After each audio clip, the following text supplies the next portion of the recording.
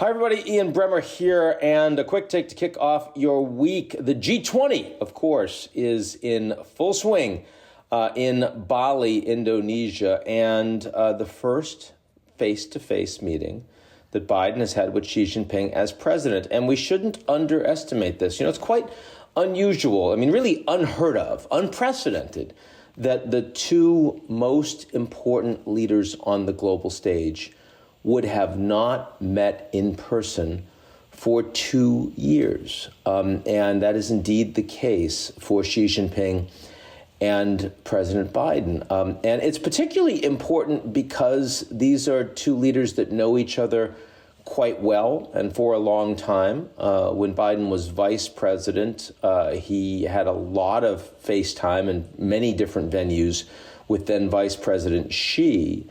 And they got along quite well. They actually like each other. They respect each other. I wouldn't go so far as to say they have a strong relationship of trust, but they enjoy each other's company. And that's something that you get from Biden when you talk to him. You get the sense that he actually, finds that Xi is someone he can deal with. And Biden's perspective on the world is informed by this great man theory of international diplomacy, that if you spend enough time with another human being, usually you can improve the relationship. And certainly, I think a big part of this meeting, a 3-hour meeting that these two leaders just had on the sidelines of the G20, is going to make a difference in slowing the escalation and the deterioration of the relationship between these two countries. There's a lot of significant, sharp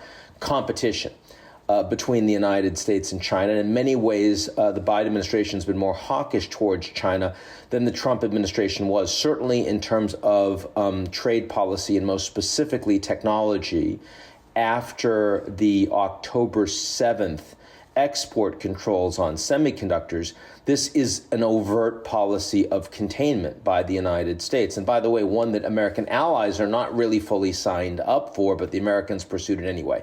U.S.-China policy on Taiwan has been more confrontational than we've seen. But I think that coming out of today's meeting, you will see, first of all, that there will be much more regular high-level engagement between the Americans and the Chinese, very different from the way it was cut off after the Pelosi visit to Taiwan back in August. Secondarily, you'll see that in a number of areas where there isn't direct confrontation, like on climate, for example, and even on the Russia war, there will be more constructive engagement between the Americans and the Chinese. And the hope from Biden is that you'll be able to do a better job being honest with each other and managing areas of direct conflict as they exist. And here we're talking primarily Taiwan, South China Sea, East China Sea, national security issues around technology and other dual-use trade issues, and human rights, the Uyghurs and the rest. But it's a big relationship, it's a complex relationship, and it deserves to be a nuanced relationship. And I'd like to believe at least that some of the hyperventilating around the likelihood of going to war over Taiwan that we've seen on several occasions over the last nearly 24 months, we will see less of going forward. I also think that the statement specifically, the restatement between Biden and Xi of no nuclear use in Eurasia, which, of course, is a pointed criticism at the saber-rattling we've seen from President Putin, who, of course, is the one G20 member that explicitly said, nah, I'm not showing up because he doesn't want to be humiliated and isolated by the G20. But, of course, that is the position he's in right now. Xi Jinping is not happy about where the war in Ukraine is going, wants to see an end to it, would certainly support diplomacy. And increasingly, the Americans will be in that position, too. Not yet, because the Americans want the Ukrainians to be able to take as much territory as they can, retake as much of their own territory, liberate it, that's been taken by the Russians. But once that counteroffensive runs out of steam, I think you'll see the Americans and the Chinese in a more similar position on the Russian invasion than they have been in the first 9 months.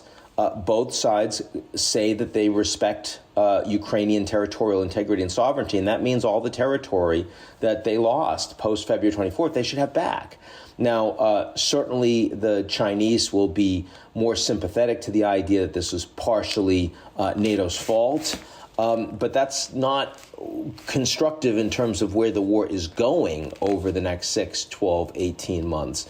And managing potential downside from further escalation and an expansion of the war, including NATO itself, I think is something that the Americans and the Chinese will have a collective interest in. And Biden and Xi Jinping both working together on that and having a level of direct, regular engagement will be useful in that regard. So I come out of this saying this meeting went as well as it could have possibly gone, given the broader context of where the U.S. and the Chinese are right now, given the difficulties in managing a relationship of two profoundly different systems with different priorities. And that's not going to change anytime soon, but they still need to work together. And I think that that's more credible. And of course, the fact that Xi Jinping now has his third term sewn up and has consolidated an extraordinary amount of power, and that Biden himself is also in a relatively strong position on the back of no wave at all from last Tuesday's U.S. midterm elections will also help, though that only helps in the near term, of course, because Biden is going to be facing a Republican House likely who will cause trouble for him, and also because, you've got an American electoral cycle that is still dysfunctional, and that Biden's going to have to fight pretty hard in the next year, 2 years, and Xi Jinping won't. And of course, that structurally does help, does benefit the authoritarian over the long term, though they've got other challenges economically that are much deeper than the Americans right now that will weaken them. So anyway, that's where we are. Very interesting. I also do want to give a shout out to the Kremlin and to President Vladimir Putin for the unexpected birthday gift this weekend, when they added me to the sanctions list. First time that's ever happened in my life. I'm joined with a lot of very respected and esteemed colleagues like Jim Stavridis, the former head of NATO, and Ivo Daalder, my buddy, the former NATO ambassador, and I saw that Richard Edelman, who runs Edelman Group, is on that list, and Dan Snyder, who's Tim Snyder, excuse me, who is not Dan Snyder, thankfully, who is one of the world's greatest living historians. This is a good list. So I guess I'm honored and privileged to be on it. And if what you do to be on it is just try to be honest with everybody, that is the antithesis of where the Russians are right now. And I guess it's where I'm going to be. So anyway, hope everyone's well, and I'll talk to y'all real soon.